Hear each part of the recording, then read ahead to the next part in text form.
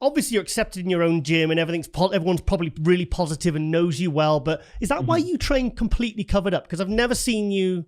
You've always got like your hoodie, and then you can base it. I mean, I'd have to sort of check to see who it was, because your all faces in the hoodie. Is that why or is that just I don't know. Tell me why. I think it's kind of just stemmed from, I like to keep people guessing, a bit like Dorian Yates. Like, I'm a bit of a shadow. Like, it was a lot of the time, obviously, in my previous, on this prep just gone, I like to keep people being like, oh, what's Sara Bradley doing? Like, is she looking good? Is she like, what's her kind of game plan? And I just like to keep people guessing.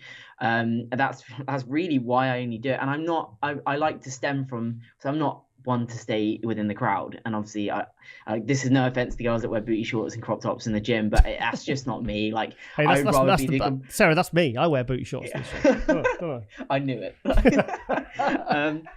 So I like to kind of stem from, I like to be the complete opposite and stay covered up, and I think it also helps me to focus. Like, this sounds really sad, but if I'm not in clothes, like if I'm not fully clothed, then I see all my imperfections. Like, and that's really, like, that's just a typical athlete's mindset. I see, I need to bring this up, and it completely takes that away from me. So if I can stay covered up, I know, right, okay, focus in, this is my time to develop and improve overall, then it just helps me just focus on and get to where I need to be. That's kind of one of the reasons why I like to stay covered up. Yeah. It reminds me a bit of Sean Clarita, because he's always got the same. He's like the hoodie up. He's got the thick hoodie, the thick baggies, and his belt, and he's and he's like yourself. He's just training like a complete maniac.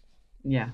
No, it's one thing that I live for, is just hood up, get in the gym, like smash it out for an hour, and then that's another step closer to being that athlete that I aspire to be, and the athlete that I think's ready to go to the Olympia. And that's I just think it's different. Like I said, you don't really see many women like bunged up with like trousers and hoodies up. So yeah, but it just keeps people guessing, doesn't it? Plus, I've been to Gloucester. It's pretty cold.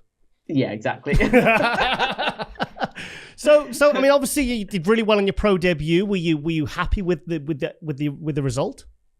Yeah, like I mean, obviously we wanted to win. I mean, well, let's like take it straight back. Like, we didn't really know what to expect. Firstly, me and my coach Tom at Evolution Training, like, we kind of just were like, okay, let's just see how we get on, see how we stand up. And obviously I ended up being top 2, so it was kind of like a bit of a shock. And obviously I was backstage, and we were getting run through the rounds of posing and stuff like that. And I thought, actually, I might have this, because I was there, and I was like, oh, I think, we weren't expecting this, but it's going way better than we thought it was.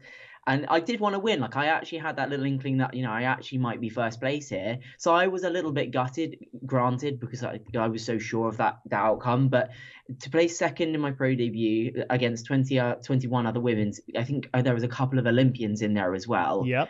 And is unbelievable. Like, it's taken me a while to be able to admit to that, and it is still like a little bit of a sensitive subject, just because I wasn't really expecting that outcome at all. But coming to terms with that, I should be really, really proud of where I've come. Like, and I know personally that wasn't my best physique, because we had a few issues with prep this time round, and I know that's probably my 85%. So wow. I know Oh shit. Yeah, a lot of people have said, like, oh, if that's your 85%, then what the hell? And I think, if I was at my 100%, I know I probably would have grasped the win there. But we just got to take a step back now. It's off season for me now, so I know exactly where I need to improve on. I'm still waiting on a bit of feedback from Sandy, but that'll come. And then we'll just go into next year when the calendar comes out and know exactly what we need to do, how we need to improve, and where we need to go from.